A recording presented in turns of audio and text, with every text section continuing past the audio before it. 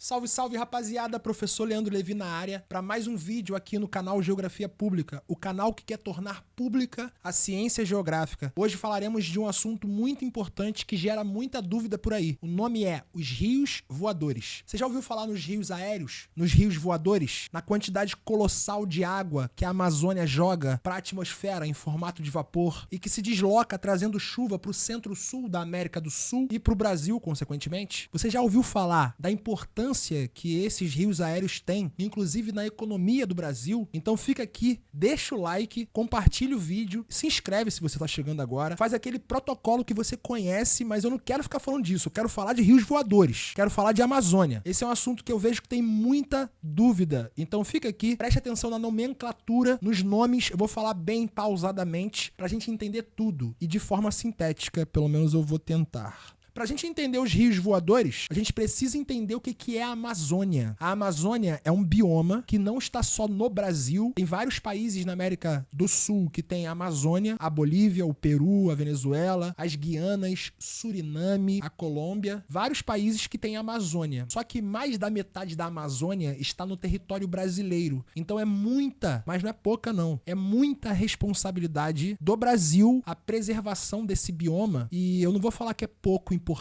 Eu não vou falar que é importante pro Brasil, nem pra região aqui onde está a América do Sul. A Amazônia, ela ajuda a equilibrar o clima do mundo inteiro. Então a gente não preservar a Amazônia, eu já adianto pra vós mísseis que é um tiro no próprio pé. A gente está cavando a nossa própria cova. A Amazônia é uma floresta gigante, uma biodiversidade absurda que o homem não conseguiu catalogar ainda. Todas as espécies de fauna e flora, ainda tem espécies desconhecidas, é de difícil penetração, tem relatos, procurem na internet, inclusive o A Deriva Podcast foi um cara chamado Antônio Senna, um piloto de avião que conhecia a região, que morava na região amazônica, mas ele caiu no meio da Amazônia e ficou 36 dias. Ele conta lá como é que foi, durante 4 horas ele fica contando, descrevendo, e aí você consegue entender o que é a Amazônia. Se você tá em outro lugar do Brasil e nunca foi na Amazônia, você não consegue entender o que é a Amazônia. Eu já estive de frente pra Amazônia, eu já estive de frente pro Rio Amazonas, e eu entendo, até porque eu estudo sobre, eu tenho que entender sobre isso aqui, porque eu falo disso aqui em sala de aula. O que é isso aqui? É uma floresta extremamente arbórea, as espécies são muito grandes, porque tem água e luz. Se tem água e luz, você vai ter explosão da vida. Esse é o combo da vida. É água e radiação solar. Tá na linha do Equador, tá numa área de baixa pressão atmosférica, porque o ar é tão quente que ele é um ar ascendente. Então, todo o Equador é uma área de baixa pressão atmosférica. E se tem ar ascendente, tem muita condensação de água e muita chuva, muita precipitação. Então, a linha do Equador é uma área que tem água e luz, porque é a linha do Equador. Então, o sol perpendicular vai bater ali com mais assiduidade. É o lugar que mais tem o sol fazendo um ângulo de 90 graus. Então ele vai ser a região mais quente e mais úmida. E é por isso que as florestas mais biodiversas estão dispostas na linha do Equador no mundo. Floresta amazônica, a floresta do Congo, as florestas lá da Indonésia, é tudo na linha do Equador. Quanto mais distante da linha do Equador e quanto mais alto, né, latitude e altitude, você vai diminuindo a biodiversidade. E você vai diminuindo a quantidade de água, principalmente. Vapor d'água é um gás que faz parte da atmosfera. Então ele vai ser como qualquer gás que faz parte da atmosfera, mais abundante no nível do mar, com baixa altitude do que lá em cima da montanha. Por isso que lá em cima da montanha, inclusive, é mais frio, e tem menos gases do efeito estufa. E aí a Amazônia é uma floresta absurda, tem uma biodiversidade absurda, que tá ali sobre aquele solo há milhões de anos, tem uma quantidade de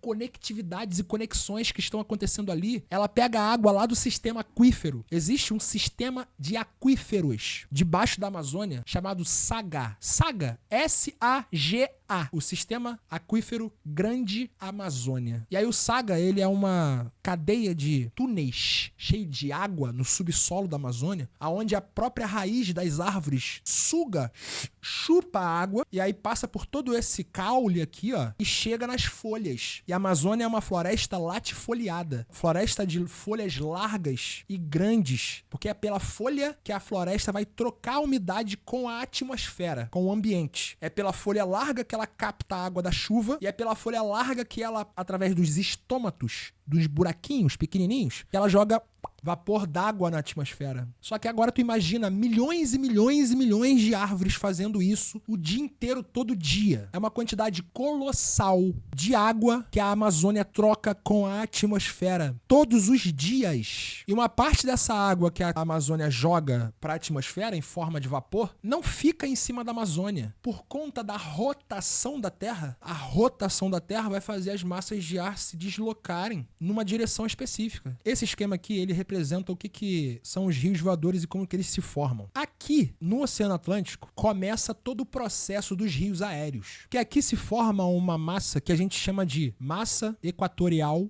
atlântica, ou mais carinhosamente chamada de MEA. É uma massa equatorial, porque se forma na região do Equador, e atlântica, se forma em cima do Oceano Atlântico. Então ela é uma massa quente e úmida. E aí ela evapora, na verdade ela é formada pela evaporação do próprio oceano, e aí é uma massa de ar quente e úmida que vai entrar ao continente justamente porque o oceano, a água em si, tem um calor específico maior do que a terra. Então é sempre no início do dia, a gente tem o vento soprando do oceano para o continente. Por quê? Porque o vento sempre vai sair da área de alta pressão para a área de baixa pressão. A alta pressão vai expulsar, baixa pressão vai atrair o vento. E é assim que o vento se forma, inclusive, por diferença de pressão atmosférica em regiões que fazem limite entre si. E aí isso vai circular a atmosfera. E aí, quando começa o dia, quando a Terra vai rotacionando e o Sol vai nascendo, o oceano ele demora mais para esquentar do que o continente. E o continente esquenta mais rápido, porque tem um calor específico menor. E aí o continente começa a ascender o ar, porque o ar quente ascende, né? Ar quente fica menos denso e começa a subir. E aí quando começa a subir, o próprio continente se torna uma área de baixa pressão e, obviamente, a área que está do lado vai se tornar automaticamente uma área de alta pressão atmosférica. O oceano vira uma área de alta e o continente vira uma área de baixa. E assim a gente tem o vento saindo do oceano e entrando no continente, cheio de umidade, porque a massa que se forma em cima do oceano é uma massa que é formada a partir da evaporação do oceano, então muito úmida. E aí, quando tá lá na nuvem, não é água salgada, né, galera? Ela evapora e deixa o sal, né? Quando a gente vai pra praia, mergulha, e aí o nosso corpo seca, se você olhar o corpo, fica cheio de sal. O sal não evapora junto com a água. E aí entra, ó, corrente de vento leva a umidade ao continente. Aqui vai chover. A MEA, a massa equatorial atlântica, vai fazer chover aqui. E isso vai dar as condições, inclusive, para se desenvolver essa floresta desse tamanho. E aí vai fazer chover, essa floresta se desenvolveu e começou a pegar a água lá dos aquíferos e jogar para a atmosfera. E aí a própria floresta se retroalimenta, porque vem chuva lá do oceano, ela se desenvolveu por causa dessa chuva e ela consegue continuar o processo de drenagem de água para o oceano. Só que a Terra continua girando, né? E aí a massa de ar que se forma aqui em cima, que também é úmida, porque ela é formada a partir da evapotranspiração. E aí presta atenção nesse nome. Evapotranspiração. É transpiração, é suar. É o que nosso corpo faz quando a temperatura aumenta. Nossa temperatura corporal aumenta, nós suamos, transpiramos. O que está acontecendo comigo agora? Uma calorzão. Evapotranspiração é a junção da transpiração da Terra com a evaporação da água, que no final das contas é a mesma coisa. A própria água que está sendo jogada para cima em forma de vapor faz parte da transpiração da própria floresta. E aí, eu posso fazer um parênteses aqui com uma opinião minha, porque tudo que eu falei até agora é ciência. Agora eu vou falar uma coisa que é opinião minha, porque eu nunca vi escrito em nenhum lugar, só que eu faço essa associação. A gente falava até pouco tempo atrás que a Amazônia, ela era o pulmão do mundo, porque ela faz uma quantidade de fotossíntese colossal, pela quantidade de árvore, de verde, e joga uma quantidade colossal de oxigênio na atmosfera. Então é como se o mundo respirasse pela Amazônia. Só que, né, depois isso caiu por terra, né? Porque a quantidade de fotossíntese que as algas, os zooplânctons, os fitoplânctons dos oceanos fazem é muito maior do que a da Amazônia. Tem muito mais oceano do que a Amazônia. Então a floresta amazônica perdeu o posto de pulmão do mundo. Mas aí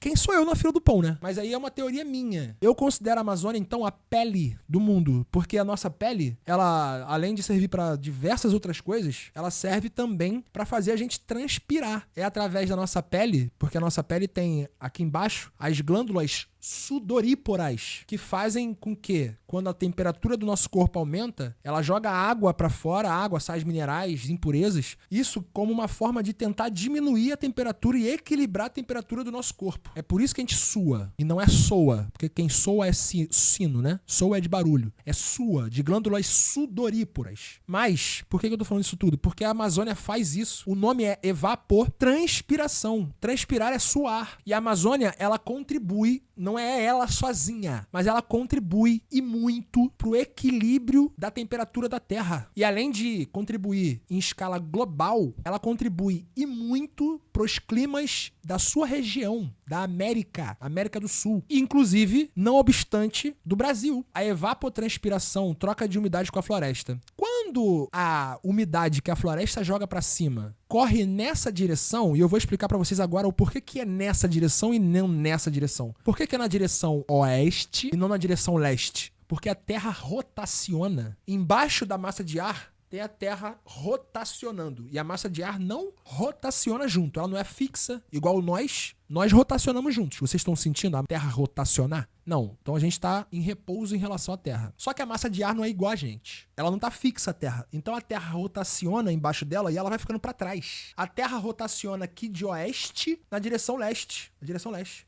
Então quer dizer que o vento vai ficando na direção oeste. O vento vai andando para trás, né? Só que a evapotranspiração da Amazônia, ela ia vazar no Oceano Pacífico, ia fazer chover lá no Oceano Pacífico, se nós não tivéssemos uma barreira aqui. Aqui nós temos dobramentos modernos. Não sei se vocês sabem, mas a crosta terrestre, ela é dividida em basicamente 3 compartimentos geológicos, que a gente chama de províncias geológicas. Lógico que cada lugar da crosta terrestre vai ter as suas características peculiares e tudo mais. Tem outros que acontecem em poucos lugares. Então, de uma forma geral, escudos cristalinos, as rochas mais antigas da crosta terrestre, que a gente chama de cráton também. Tem as bacias sedimentares, que geralmente estão cheias de água, ou pode ter no meio do continente também, onde tem as rochas sedimentares, onde tem os fósseis de dinossauro, petróleo, carvão, qualquer tipo de fóssil. Essas são as bacias sedimentares. E tem os mais recentes, as rochas mais recentes e os embasamentos geológicos mais recentes, que são os dobramentos modernos. E aí, quando eu falo moderno, eu tô falando de algo que se formou somente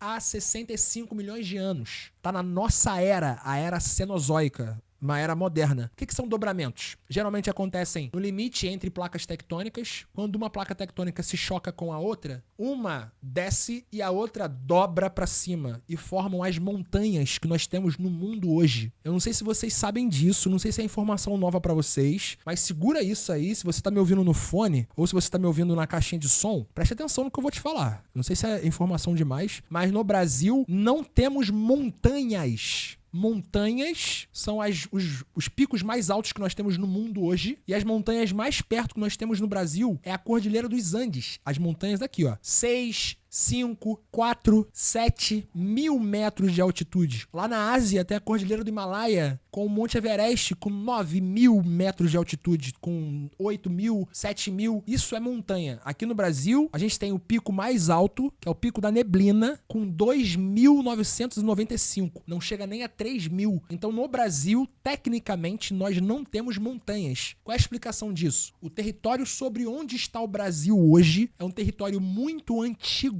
e, consequentemente, foi muito intemperizado e erodido. Em outras palavras, foi muito desgastado. E aí as montanhas, as estruturas gigantes que tinham aqui, e a gente sabe que tinha, porque tem vestígios, e os dobramentos antigos, né? Se tem os modernos, tem os antigos. Eles foram sendo aplainados. E hoje no Brasil a gente tem vários planaltos. Chapadão lá, ó. Pá, planalto. É um relevo antigo, desgastado. É um terreno antigo e desgastado. Aqui se forma a meia, né? E aí quando a gente tem a chuva aqui e essa troca de umidade, aqui se forma a MEC. A MEC são os rios voadores. O que é MEC? Não é Ministério da Educação, é Massa Equatorial Continental. Se aqui era a massa equatorial atlântica, aqui é a massa equatorial continental. A MEC, ela vai bater nos Andes, e aí os Andes vão se colocar como uma barreira orográfica, e aí vai provocar chuva orográfica. Chuva orográfica é aquela chuva que, quando a umidade bate em alguma coisa, bate numa montanha, aí ali chove. Inclusive, essa chuva orográfica aqui nos Andes, que vai formar a cabeceira do Rio Amazonas. O Rio Amazonas tem o seu início de percurso com a sua água provinda do degelo dos Andes e da chuva aqui nos Andes. E aí a umidade que não chove aqui nessa beira aqui dos Andes, ela desce e faz chover aqui, ó. Rios aéreos distribuem a chuva pelo centro-oeste, sul, sudeste e interior do nordeste. Vem aqui na Caatinga. A gente tem aqui, ó, do lado da Amazônia. Olha como é que o nosso país é bizarro. Bizarro de maneiro. Bizarro de um bom sentido. Inclusive, deixa eu molhar minha palavra aqui pra falar do nosso país, que é muito maltratado pelo capitalismo, tá? Aqui a gente tem a Caatinga. E a Caatinga, ela é o semiárido brasileiro. É um local que chove pouquíssimo. E a pouca chuva que tem vem dos rios aéreos. Olha que importância os rios aéreos têm. Além disso, vocês estão vendo que tem um rasguinho aqui, ó, bem fininho. É fininho porque a gente tá bem longe da realidade. Mas na verdade isso aqui é um rio muito importante pro Brasil. Esse daqui é o famoso Rio Paraná. E o Rio Paraná, ele tem lá numa parte que ele serve como fronteira entre Brasil e Paraguai, a usina hidrelétrica de Itaipu. E a usina hidrelétrica de Itaipu, ela gera energia elétrica pro Brasil inteiro. Aqui a gente tem o início do Rio São Francisco também. Então os rios aéreos, eles fazem chover no centro-sul do Brasil, e é por isso que no centro-sul do Brasil, nós não temos um deserto estabelecido. Sabe por quê? Como eu falei que aqui na linha do Equador é uma área de baixa pressão atmosférica, porque é a área mais quente do globo, a linha do Equador. Se é a área mais quente do globo, vai ter muito ar ascendente. Se tem ar ascendente, tem alívio de pressão atmosférica. Então é uma área de baixa pressão atmosférica, beleza? E aí, esse ar que sobe aqui, a parte da água dele, que dentro da atmosfera tem vários gases. Um deles é o vapor d'água. Esse vapor d'água condensa, forma nuvem, chuva. É a chuva que cai todo dia na Amazônia. Só que a outra parte da atmosfera, o resto, o que não é água, vai cair, vai fazer um movimento descendente nos trópicos. Os dois trópicos. Tanto esse daqui que passa aqui, que é o Trópico de Capricórnio, quanto o trópico que passa lá em cima na Cidade do México, que é o Trópico de Câncer. Os dois trópicos vão ser uma área de alta pressão atmosférica. Por quê? Porque tem vento caindo. Os ventos saem do Equador, subindo e caem nos trópicos. Então, os trópicos são áreas, a área dos trópicos no mundo inteiro, ao redor do mundo inteiro, são áreas de alta pressão atmosférica, de ar descendente. Isso quer dizer que é uma área que é propícia a não ter chuva, porque para ter chuva tem que ter ar subindo. Se tem ar descendo, não tem ar subindo. Só que nessa área aqui, a gente não vai ter um deserto, sabe por quê? Por conta dos rios aéreos que descem fazendo chover aqui. Aqui a gente tem uma savana, que é o nosso cerrado, que tá dando lugar para soja. Mas se a gente continuar desmatando a Amazônia como nós estamos desmatando para fazer garimpo e para abrir pasto para gado, ou para fazer sojicultura, ou para explorar madeira, se a gente continuar desmatando a Amazônia de forma exponencial, quer dizer que vai descer muito menos umidade. E a tendência é que essa área aqui se desertifique. Porque aqui do outro lado dos Andes, o que a gente tem aqui, galera? Chat, o que a gente tem aqui? O Atacama. Exatamente, o Hassand, obrigado pela contribuição. Aqui a gente tem áreas desérticas. Por quê? Área tropical.